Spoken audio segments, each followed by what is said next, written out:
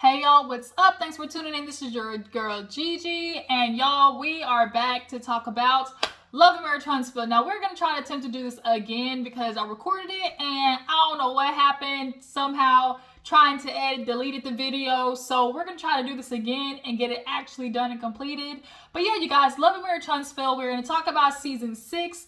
This season, I feel like for everybody is a little bit premature.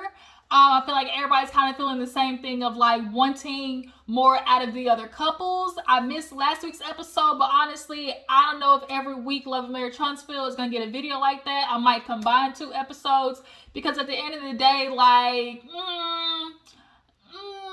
you know, Love and Marriage, it's just getting a little iffy right now. That's all I can say. But tonight I have a lot to talk about.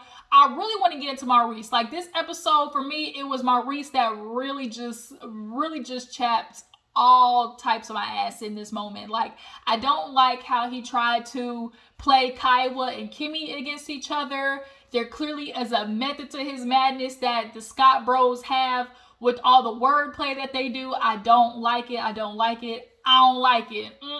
Not gonna happen. Not on duty. Not on duty.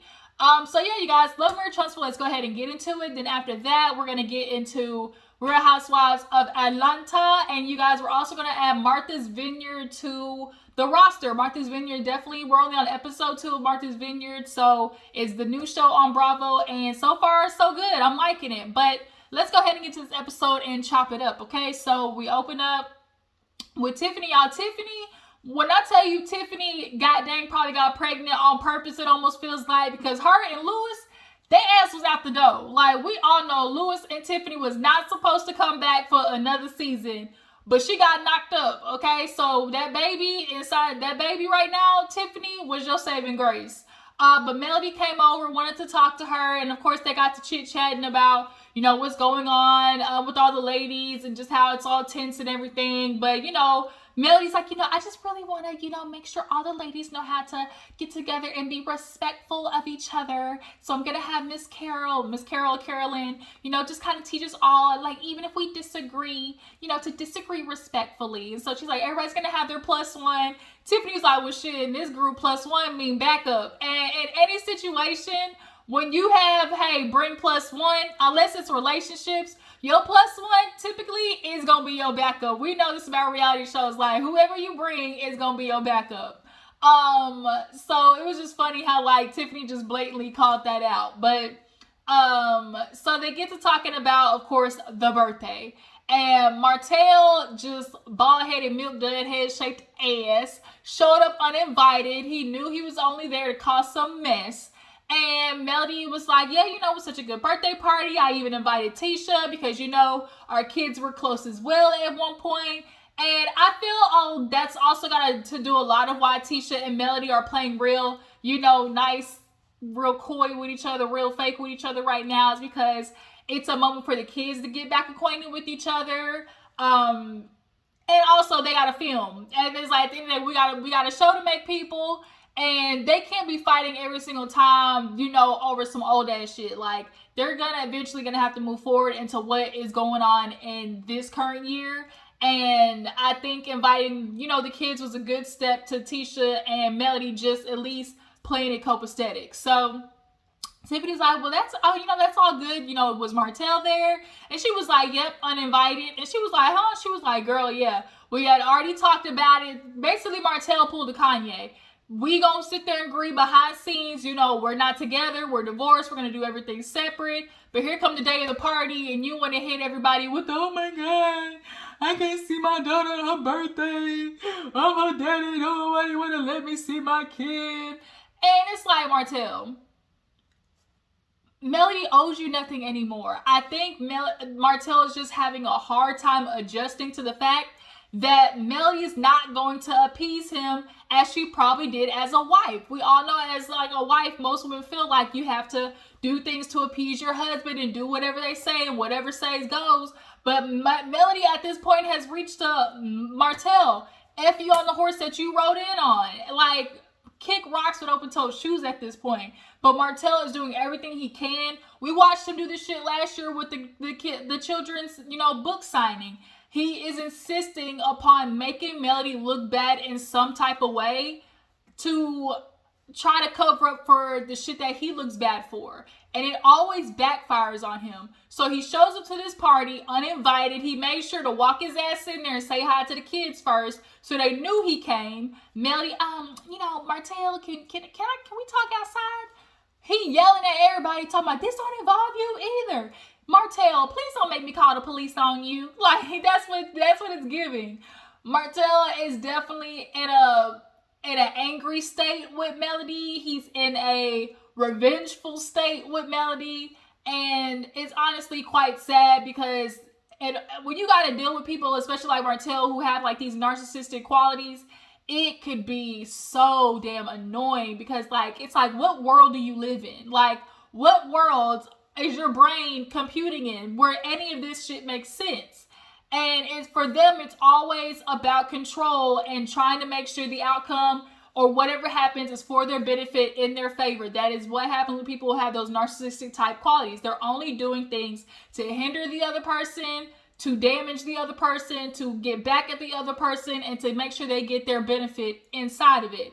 And so Martell showing up to the party, one, was his way of trying to make Melody look bad, and two, trying to show up as, the good dad. And Melody hit him, was like, well, nigga, you could have her at the end of the day, because some information came out that the party was over, I think around like 12 o'clock.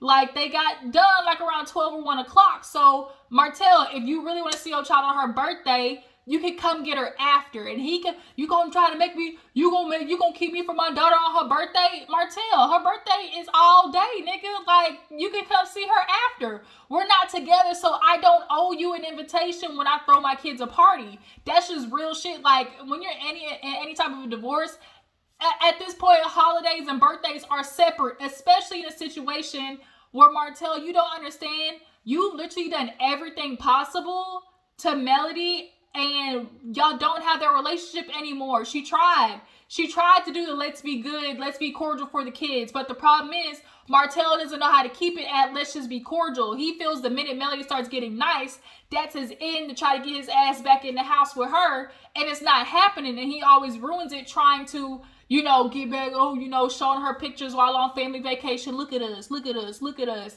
No, nigga, did you forget what you did? Did you forget that you cheated on me for 5 years? Did you forget that you had a baby with this bitch? Did you forget that you got me and her pregnant at the same time? Did you forget that during COVID, when the whole world was shut down and we was all trying to get rid of the cough, you was out there, slinging dick and sticking it in coleslaw? Like, did you forget all that? Like, I don't think Martell's understanding, like, all of these things, like, you were being so mentally, emotionally abusive to Melody. Like, I'm moving on, bruh. Like just straight up F you. Like, that, you get nothing from me. So she was explaining that to Tiffany. Tiffany was like, well, damn. And she was like, well, it's really crazy. I said, come get her. So, of course, I had Mariah call and asked Martell to come get her. And he hitting her with the, I'm gonna come get you Monday, sweetie. I'm gonna come get you. So Melody was like, what was that, Martell? Like, you're gonna come get her when?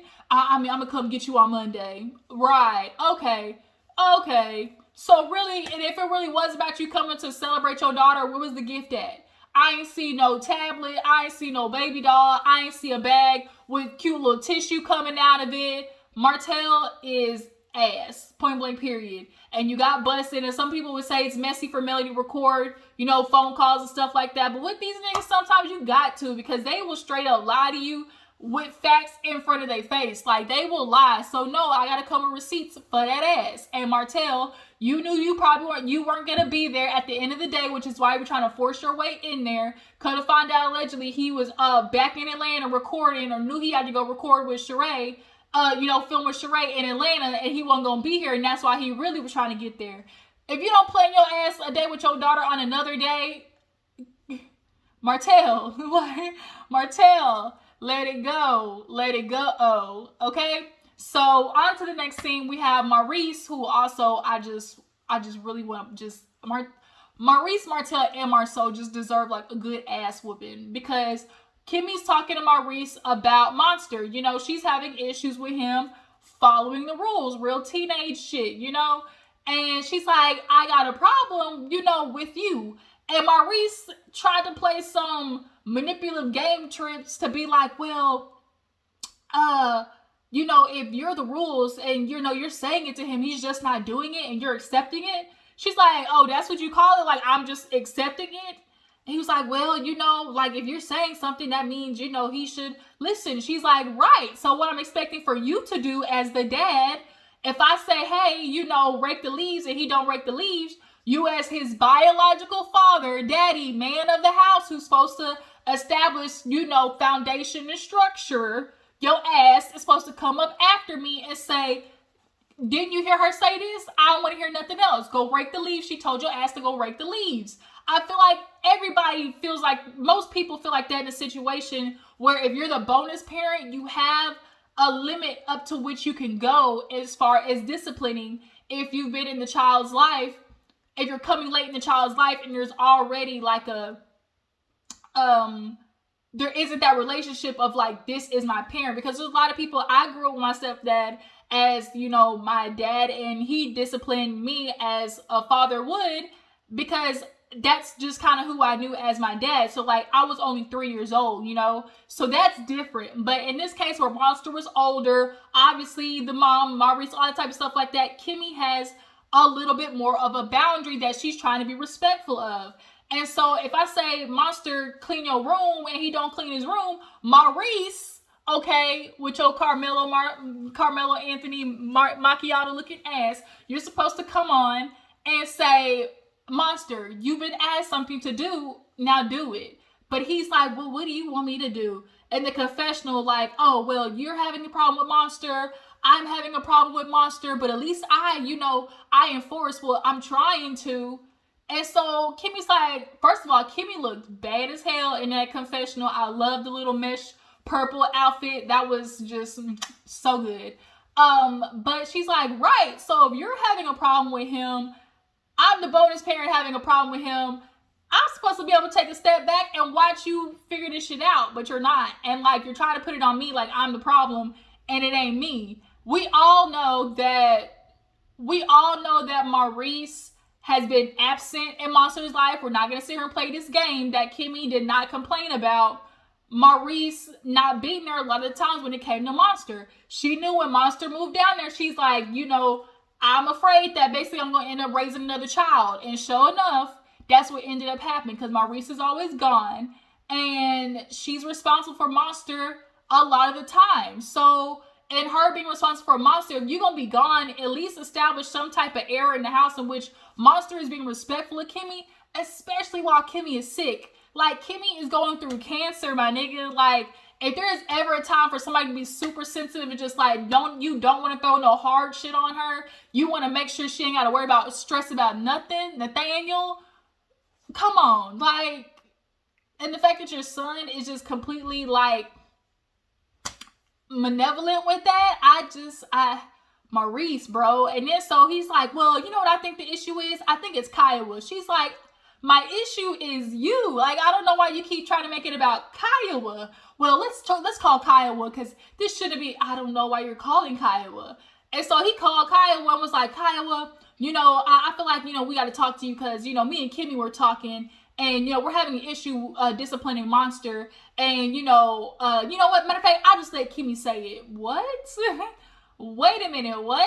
Well, because, Kimmi kind of feels like, with you that, who the hell pulling up? That with you, it's, when it comes to disciplining Monster, she feels like, you might disagree with that. And she's like, I really wish you would stop saying that, because that's not what I said. Like, Maurice and Scott play these word games in different ways, but you can see at the end of the day, they're playing games. And I don't like that. Because one of my biggest, that grinds my gears is people, like, playing on my intelligence, and people who are manipulative, like, who try to get over on you, and you can see it. Like, that shit pisses me off, too, like, more than anything. And Maurice called Kiowa expecting for them to disagree, and Kiowa ended up agreeing with Kimmi. She was like, well, yeah, like, I would expect her to discipline him, not as Jalen, but like as I would, But she's like, I do, I'm thankful and appreciative that Kimmi is at least thoughtful of me and when it comes to disciplining Monster. And Maurice was like, oh, okay, well, I guess we're just going to have to table it and put this as we're going to agree to disagree. She's like, no, I think Kaya would agree with everything I said. And so, like, I really am upset that Maurice is doing this at a time like this with Kimmi, and he's one of those people that he does the Marceau shit where it's like he be joking his way out of situations. And Kimmi is holding her tongue way too much with Maurice. I'm sorry. I get it. He's helping you through cancer. He's been there. He's been supportive. But you still need to get in his ass. Period. Like, because that shit that he just tried to play with Kiowa and feeling like I'm going to call her and make the issue about y'all two and not about the fact that you're not disciplining Monster and establishing a structure for him to follow is bullshit. So...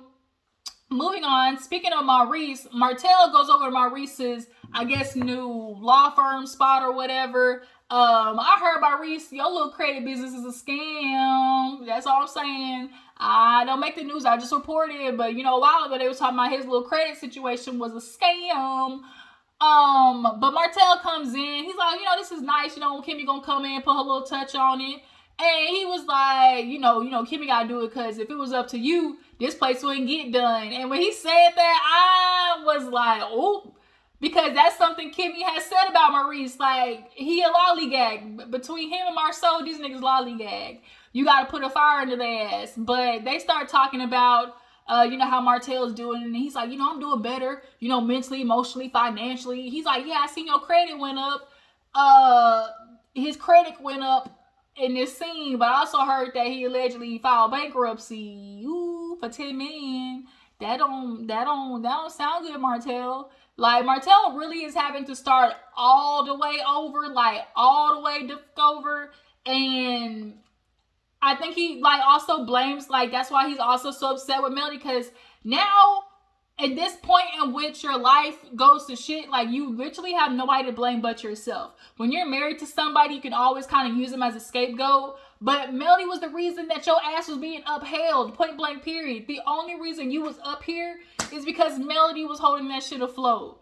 And now that he can no longer kind of sit in this fake kingdom, that's presented to everybody, that he's giving off to everybody, he's pissed off about it. Now everybody knows your ass broke and got a pot to piss in, and you navigating from Airbnb to hotel to apartments because you can't afford to keep the lights on.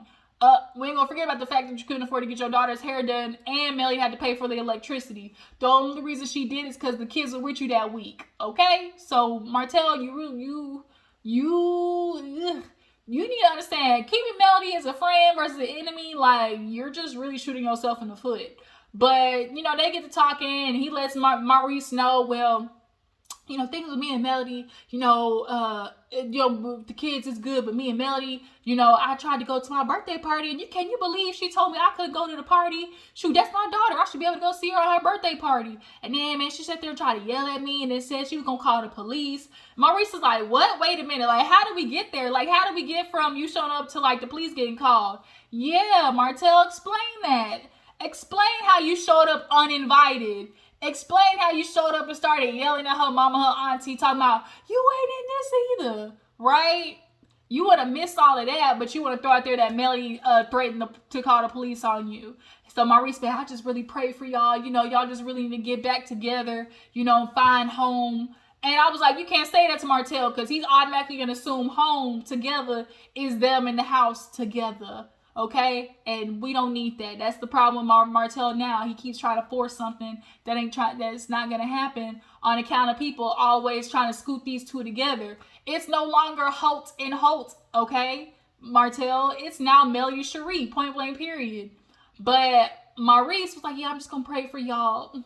Just make sure y'all get it together. So of course, Martell asked Maurice about how he's doing. And he's like, just having a little trouble with Monster. He's not doing what he's supposed to do. And I bet he basically got to fix that. Because at the end of the day, Maurice don't want his son to go down to the world. And when the world disciplines your child, it's definitely going to be different from you disciplining your child. And I think also Maurice doesn't want to acknowledge or admit that, a part of the reason Maurice acts out is because Maurice, you don't spend that much time with your son.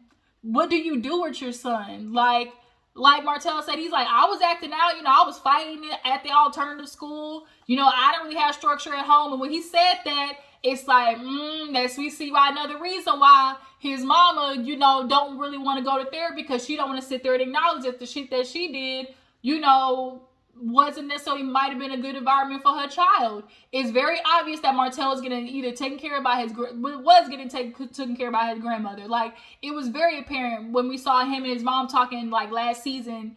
It's very apparent that his grandmother probably was the main parental force in the house. He didn't have his dad, and then the mom, who knows what she was doing, but he admitted, like, I didn't have structure in the house, so I was doing all these things until I had like an outlet. And he was like, well, I gotta find something for Monster. And Martell was like, well, for me it was sports at ROTC.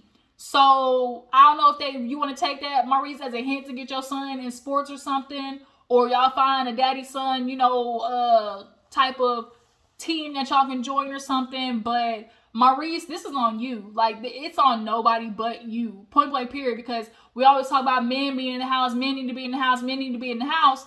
But y'all be in the house and don't be doing shit. Like, y'all walk in the house, y'all say, honey, I'm home, got the bills paid, and then you grab a beer and go downstairs and leave the house of madness left to the woman. And that's not Kimmi's son. Like, if y'all gonna be there, then do the shit that you're supposed to do. Maurice, you ain't doing your job, period. But yeah, so he basically just worried about Monster and his disciplining. There was a little scene. Keke and Stormi went to go get their chakras aligned.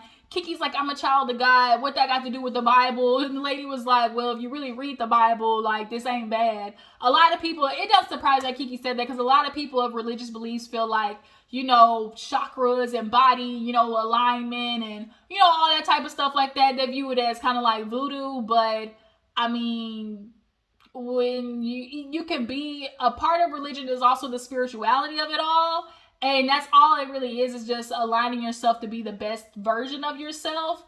And that's what in religion, ultimately what you're trying to strive for. But Stormi starts crying. She got to cry all the time. I feel like Stormi's going through some shit at home that she hasn't really started discussing yet, but I'm hoping she opens up about it, because the way she's been crying at the drop of a hat this season is something going on over there. Keke basically talks about how, her and Stormi might have got off to the wrong foot, but, they realize they might be the same type of person, so they're cool for right now. But she still got to address Tiffany, because she ain't like what Tiffany did, so she gonna make sure she try to check that hoe, as she says. In my mind, that's what she said. Because Stormi's like, well, at least they don't call you ghetto. Stormi is really stuck on that. She keeps bringing that up. Stormi is really stuck on the fact that she feel like people call her ghetto. But she's like, girl, don't ignore that. They call me from the other side of the tracks. So Melody was doing y'all at the tea party. Everybody showed up. Tisha kind of like, Kimmi looked good. I actually really liked Melody's look. Tiffany looked good. Actually, surprisingly good. I'm so glad that she's not wearing that mixed girl curly hair. I just put mousse and scrunched it look. She actually has a nice little blowout this season. And then the outfit was cute, but I just didn't like the necklace. But they had a little etiquette lady. She basically was telling the ladies, you want to present, etiquette is just always about how you make people feel around you. That says a lot.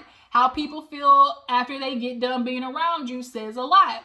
So, Nell was like, well, I feel like there's some energy between, Melody and Stormi. And so I was like, wait a minute now, when did you start stepping into the shit with the ladies? I was like, okay then, let's get the shit started. So then that kind of got Stormi's mom like, well, okay, I'm gonna address Mel, but I kind of need you to back. And Stormi did make me laugh when she was talking to the lady. I gotta say this before I forget, because it popped in my head. Maurice did say something that was very telling to me. Did y'all notice when he was talking to Martell and he brought up, the issues that he was having with Melody? He was like, well, in situations like this with divorce, I've been through it, and the sensitivities, Martell has a tendency to, slip back into bad habits or fall back into bad ways. Did y'all hear him say that? I caught that and I was like, So these niggas know what Martell be doing, and when he says stuff that he's trying to blame Melody on, you could tell Marceau and Maurice know there's some shit that's not adding up, but they're not calling him out on it. That's where we have the problem, because y'all know Martell's up to bullshit. The fact that Maurice said that in his confessional, he's very much aware. Yeah, Melody did. You're telling me that she did that, but what did you do? Like, what did you do? Like, they know. But that just popped in my head, so I had to say that. But back to the tea party, Stormi was like, well, you know what, etiquette, I just love a good cuss word. Like, you could be a nice, prim and proper lady, but sometimes, every now and again, you just gotta drop a god dang it. Like, every now and again, you just gotta drop a shit. Like, god dang shit. Like, F-bomb just fit the situation. Like, girl, I like that damn shirt. Like, sometimes, and so the lady was like, well, you just like, you know, if that's who you are, then, you know, then let that be you. You know, but sometimes the cuss word is only, you know, fitting of the situation. Like, Melody, like, she said, I'm so sick of Martell with his old pulling up, following ass. Like, that was fitting in that situation, Miss Carol, okay? Sometimes a good cuss word gotta come out. Like, I know you couldn't play with your old bitch ass. Like, that's it. Okay, pussy hole. as the Louisianans be doing. Come run up, get done up, pussy hole. But yeah, so Stormi mom got into a mail talking about, well, you know, sit down, shut up, because I ain't like how you knew everybody was coming for Stormi and you ain't say nothing. And she was like, all you posted was the person, and she was like, you should have said Stormi. I get what the mama was trying to say, and Melody is one of those people who's very vague. You know, she does know how to pull the vaguity of it all, but the issue between them two, I really think Stormi and Mel are just having some underlining stuff that they really need to figure out. So now, you know, Keke speak up to Tiffany and talk about, girl, what the hell are you trying to do? And she was like, they're like, be pretty. What are you trying to do? She's like, well, I'm not in the mess. She's like, girl, you just spew it, like, on her breath. Tiffany was like, all I'm trying to say is I talked to Tisha, let her know, girl, I saw your cousin play you for Melody. And if that's what she do to you and you're her family, what's she gonna do to me? You know, I don't know the girl like that. And so Keke had to be like, well, let me educate you. Y'all see how Keke always want to like educate people? She was trying to let everybody know that she's not from across the tracks. She always trying to educate somebody. Let me educate you. What knowing of somebody is somebody that you've never met before, girl. You know me. You done seen me at games. You know, you done met me, my family, my in-laws. Like, girl, you know me. She was like, yeah, I know you, but like, bitch, I don't know you. Like, we ain't in a community with each other. We don't text. She was like, well, I helped you find your daddy. Like, I helped you in that process. I didn't have to do that. Essentially what Keke was getting to. And so she was like, yeah, but like, you ain't follow up with me. She's like, well, girl, you ain't follow up. And Kimmi, I think Kimmi got an issue with Keke. I think she really has an issue with Keke, especially in the fact that she's not owning up to what she was saying at Melody's party and how much shit she was talking. And Kimmi called her out on it, and Keke was not trying to admit it. That's what it really was. And I don't think Kimmi liked that. But Kimmi was like, well, did you call? She was like, well, it ain't about my dad, it's about hers. It's like, and by the way, I've always known who my dad is. Everybody's head said, you can hear the record scratch when she said it. Wait a minute, what a minute. Like, what you mean? And so Tiffany, you could tell, just kind of sat there, and I think she was shocked that came out of her mouth. Like, Keke was like, girl, what you mean? And so the lady was like, girl, you can't take a shot at her daddy like that. Like, what are you trying to do, girl? I wasn't trying to take a dig. All I was trying to say was like, yeah, I've always known my dad. And like, in a way, it was a little bit of just a little stab, just a little nick, you know, it was a flesh wound. But bitch, you felt it, because a paper cut might be small, but bitch, you gonna feel a paper cut, okay? Even Melody was like, damn, Keke, like, this is what we doing? So she basically apologized if I offended, like, that's how it came across, and, I apologize and everything. Melody's like, time to cut it. Thank you, ladies. Keke, I'm glad that you apologized. It was a misunderstanding. Here's your gifts, ladies. And then it ended with Mel like, Stormi, this isn't a Gucci bag. And then that's how it ended. We didn't get Mel and Tisha talking to each other, and I ain't like that. That's another thing, too. Mel and Tisha, I get it. Y'all want to play the kumbaya, but y'all really got some shit y'all need to speak through. Like, if you ask me. And more people need to start talking to Tisha about the issues that's going on in her home, because Tisha, you're not slick. You and Marceau really are trying to just dodge past all the accusations that's been going on in y'all's household, and y'all on reality TV, y'all sounding for this shit. Point blank period. Point blank period. And y'all gonna have to talk about it. Y'all on the show, you gonna have to talk about it. But you guys, that was Love Marriage Huntsville. Y'all tell me how you feel about the episode. What you guys think about Maurice in this situation with Kimmi and the disciplining. Do y'all feel like y'all are on Kimmi's side? Y'all feel like y'all on Maurice's side?